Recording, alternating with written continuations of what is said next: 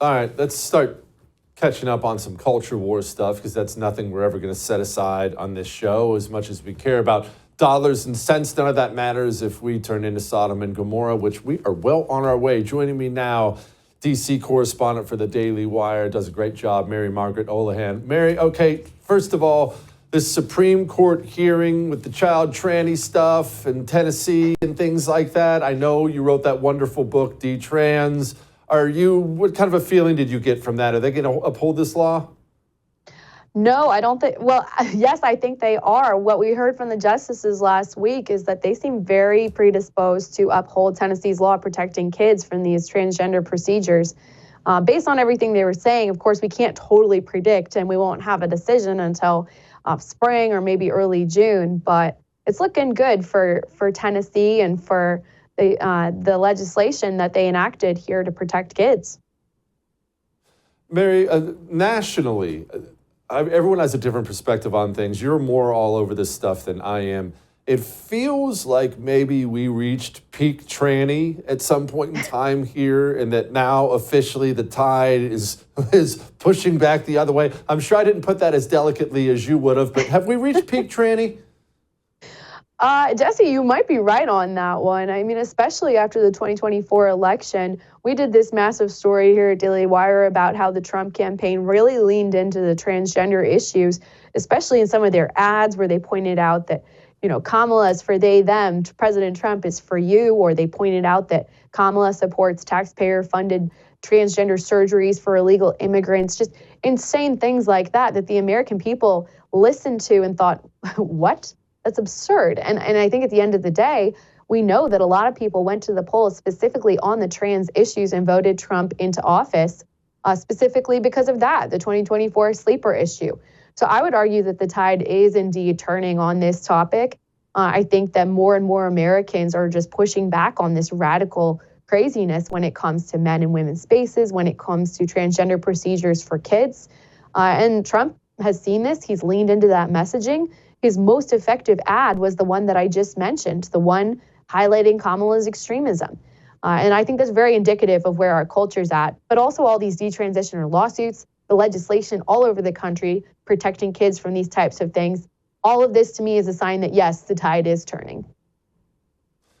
Mary, now, none of the information that's come out recently has been news to you or me or really anybody probably watching us right now on television. So what is it about the general public? Are they just now finding out? Is that what it is? Is it that you and me were in a bubble here and everyone watching and the general public just didn't realize how pervasive this stuff was? Because this stuff's been going on for a few years now.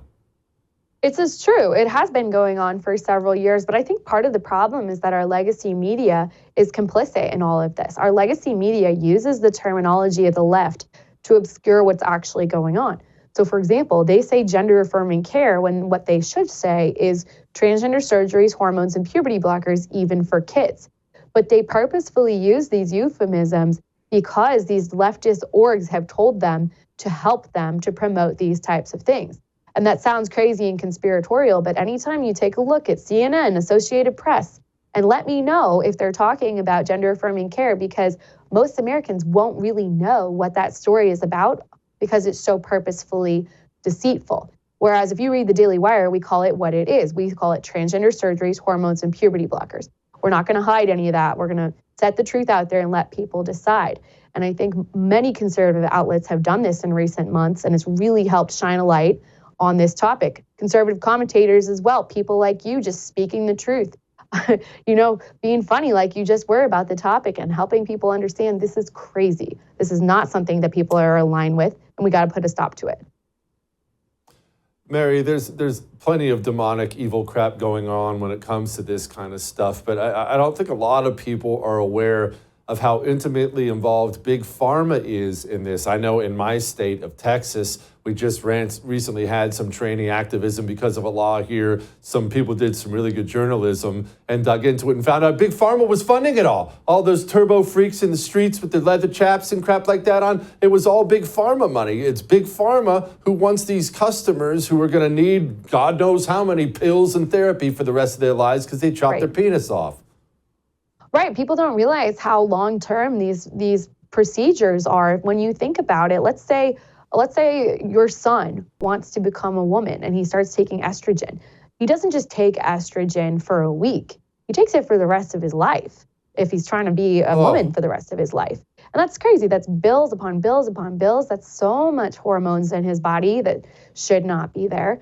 Same thing for girls. They're pumping themselves full of testosterone for the rest of their foreseeable life. So this is bills for a very long time, and it is a profitable endeavor for Big Pharma.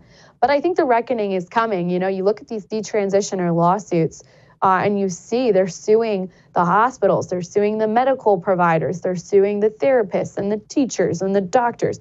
Everybody is going to have their comeuppance. And there was a massive lawsuit last week on a trans doctor who's one of the most high-profile ones. She's considered the gold standard of doctors. She is being sued for medical negligence because she pushed this child down this path when she was only 14 years old. Okayed that girl for a double mastectomy.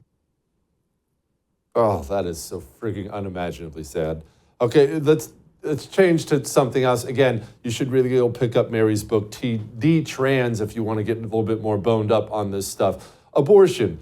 Of course, the right loves to run away from this issue now because we feel like we've lost it. But where are we on it? Roe versus Wade getting overturned was wonderful. This is not something we can just simply dance away from, though, because babies are still being massacred by the million. Right. Where are we at on it? Well, Jesse, I always love talking about this topic with you because you're not afraid to call it like it is. I think post-Dobbs, what we're seeing across the country is states trying to enact protections to protect babies from abortion. But we've seen so much misinformation, especially during the election cycle. Of course, Kamala Harris's campaign knew that this was their shoo-in. The more they promoted this abortion misinformation, the more likely people were, especially young women, to vote for Kamala based on abortion. And so they planted stories all over the country and they promoted stories all over the country that spread misinformation, such as, pro-life laws are causing women to have to miscarry their babies, or pro-life laws are causing women, if they do miscarry their babies, to not be able to receive necessary care. That's a lie, obviously, and some states like Florida have done a really good job in combating that misinformation. But unfortunately, different places have not been so effective. And so there are many confused women. And I think what I've seen from the pro-life movement is efforts to be really clear, to say, no, this pro-life law protects women. It's here to protect women, to protect babies. You're not going to get denied miscarriage care. In fact, you do need that care. You shouldn't be afraid to go to the doctor. So I think pro-lifers are really focusing on that right now, messaging saying, we support the mom, we support the baby, we want to be there for both of you. And there's a lot of pushback right now and trying to get that message across. Mary, as always, outstanding work. Come back soon. Thank you for what you do. I would thank you for coming to my YouTube channel, but I know how brilliant it is, and I know you love it here. So subscribe and watch. We're going to start really ramping things up and putting some funny stuff, some interesting stuff out there, some collaborations. Either way, my YouTube channel is officially the place to be. So stick around.